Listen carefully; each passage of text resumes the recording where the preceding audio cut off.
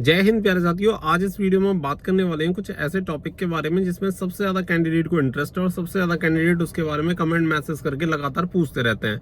तो सभी को पर्सनली रिप्लाई कर पाना थोड़ा पॉसिबल नहीं हो पाता है, तो इसलिए मैं ये वीडियो बना रहा हूँ ताकि आप सभी को एकदम सारी चीजें क्लियर हो जाएं।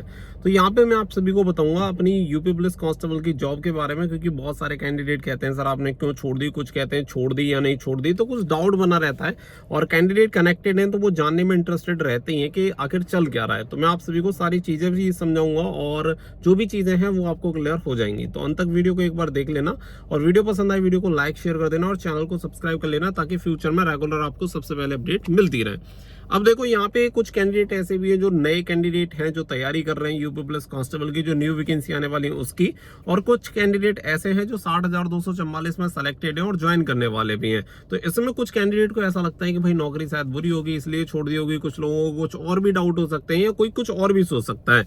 तो ये पर्सनल अपना अपना ओपिनियन है कि कोई किस बारे में क्या सोचता है, लेकिन रियलिटी मैं आपको बता दूंगा इस वीडियो में कि आखिर चल क्या रहा है और रीजन क्या है, वो सारी चीजें। इससे पहले मैं बता दूं कि जो भी कैंडिडेट यूपी पुलिस कांस्टेबल की जो न्यू वैकेंसी आने वाली है उसके लिए अगर आप तैयारी करना चाहते हैं तो आपको करंट पब्लिकेशन की कुछ बेस्ट बुक मिल जाएंगी जिनसे हमने भी हेल्प ली थी, तो आप भी ले सकते हैं। इसमें 2006 से 2024 तक के सॉल्व पेपर आप सभी को मिल जाएंगे जिसमें आपको एग्जैक्ट पता चल पाएगा कि किस लेवल के क्वेश्चन आते हैं और क्या पढ़ना है क्या नहीं पढ़ना। साथ ही में हिंदी आप सभी को देखने के लिए मिल जाएगी जिसके 5600 प्लस ऑब्जेक्टिव क्वेश्चन आप सभी को देखने के लिए मिल जाते हैं डिटेल सॉल्यूशन के साथ करंट पब्लिकेशन के, और एनालिटिकल रीजनिंग की बुक आपको मिल जाएगी यूपी पुलिस कांस्टेबल और एसआई दोनों में आपको ये हेल्प करेगी। बाकी का जीके के लिए वन लाइनर अप्रोच एनसीईआरटी के लेटेस्ट एग्जाम पैटर्न पे आप सभी को ये बुक मिल जाती है, तो आप इसे भी यूज कर सकते हैं और जो तैयारी है बिल्कुल एकदम से कंप्लीट तैयारी आप सभी की हो जाएगी। तो इस तरीके से आप तैयारी अपनी कर सकते हैं। अब यहाँ पे मैं आप सभी को बताने वाला हूँ आपको इस जॉब के बारे में। तो देखो अभी कुछ कैंडिडेट कमेंट मैसेज जैसे कर रहे थे, तो मैं आपको बता दूं जॉब को छोड़ा नहीं गया है, अभी तक की जो चीजें हैं बिल्कुल भी नहीं छोड़ी है। मैं आपको क्लियर कर दे रहा हूँ इस बारे में।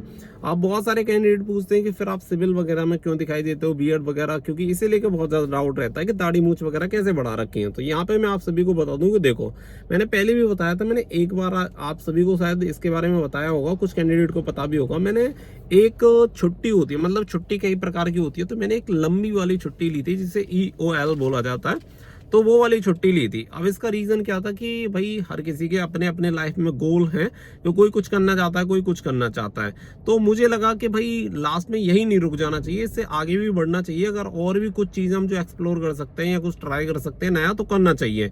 और जो भी कैंडिडेट सेलेक्ट हो गए हैं और ज्वाइन करने वाले हैं यूपी पुलिस कांस्टेबल की पोस्ट पे या अन्य किसी भी पोस्ट पे आप ज्वाइन करें फ्यूचर में, तो आप उसे अंतिम पड़ाव ना समझे कि यही एक अंतिम सफलता है, हासिल कर ली बात खत्म। हमेशा जीवन में आगे बढ़ते रहना चाहिए और इसी उद्देश्य के साथ मैंने ट्राई किया कि चलो कुछ और ट्राई करते हैं। वैसे मैं आपको क्लियर बता दूं कि मैं ऑफिशियली अभी भी यूपी पुलिस का हिस्सा हूं और मैंने अभी जॉब से रिजाइन नहीं किया है, मैं अभी भी यूपी पुलिस में कार्यरत हूं। बस फर्क इतना है कि मैं थोड़ा अभी छुट्टी पे चल रहा हूं, दैट्स व्हाई मैं आप सभी को इस तरीके से दिखाई दे जाता हूं। तो ये सारी चीजें हैं, बाकी का आपको अपने दिमाग में कोई भी अगर कंफ्यूजन है कुछ भी लगता है तो आप पूछ सकते हैं। रही बात इसकी कि जॉब बेकार है कि छोड़ दी इस वजह से, भाई कोई भी जॉब बेकार नहीं होती। आज के टाइम में वैसे ही गवर्नमेंट जॉब नहीं है, आप किसी जॉब को बेकार कैसे कह सकते हो। और बहुत सारे लोगों के जो दिमाग में छवि बनी हुई होती है पुलिस की कि पुलिस बेकार है, तो पुलिस कभी बेकार नहीं होती। बेकार होता है उसमें व्यक्ति जो कार्य कर रहा है वो व्यक्ति बेकार या सही हो सकता है, ठीक है। और वो व्यक्ति पर ही तो निर्भर करेगा कि उसका स्वभाव कैसा है, कैसा उसका आचरण है, वो क्या करता है क्या नहीं करता। कोई भी विभाग खराब नहीं होता है, वहां पे काम करने वाले व्यक्ति खराब करते हैं और वही खराब होते हैं। तो इस चीज को आप दिमाग में रखिए, कोई भी जॉब खराब नहीं होती और वहां के लोग भी खराब नहीं होते। ना सभी आपको अच्छे मिल सकते हैं ना बुरे मिल सकते हैं। तो सबसे मेन चीज तो ये है कि मुझे अपनी जॉब से कोई शिकायत नहीं है, क्योंकि वो एक तरह से मेरा ड्रीम जॉब थी और हम जैसे लोअर मिडिल क्लास लोगों के लिए तो स्टार्टिंग में ये सपना रहता है। और जो भी चीजें हैं जॉब से मेरी काफी चीजें मुझे आगे मोटिवेशन मिला और चीजों को थोड़ा एक्सपेंड करने का मुझे एक अपॉर्चुनिटी मिली जॉब से। तो पहला स्टेप हम जैसे लोगों के लिए तो भाई जॉब ही रहती है। बहुत सारे लोग कहते हैं बिजनेस कर लो, ये सब वो कर लो, तो हम लोगों के पास इतने पैसे कहाँ होते हैं भाई कि बिजनेस करें। तो हमारे लिए तो जो अंतिम मेन चीज होती है वो रहती है जॉब, उसके बाद जो भी होता है वो ट्राई करते हैं। तो मैंने जॉब वगैरह रिजाइन नहीं की है और अभी ऐसा कोई मूड भी नहीं है। अगर कुछ भी होगा तो मैं आपके साथ शेयर जरूर करूंगा। जब भी मैं जॉब रिजाइन करूंगा तो आपको जरूर से पता चलेगा कि मैंने जॉब रिजाइन कर दी है या कर रहा हूँ, नहीं कर रहा हूँ, वो सारी चीजें मैं बता दूंगा। बट फिलहाल इसके बारे में कोई भी फाइनल डिसीजन नहीं है कि मैं जॉब करूंगा या नहीं करूंगा, क्योंकि ये चीजें देखो, सोशल मीडिया वगैरह क्या है कि ये स्टेबल नहीं है, इनका कुछ भरोसा नहीं है, आज है कल नहीं है।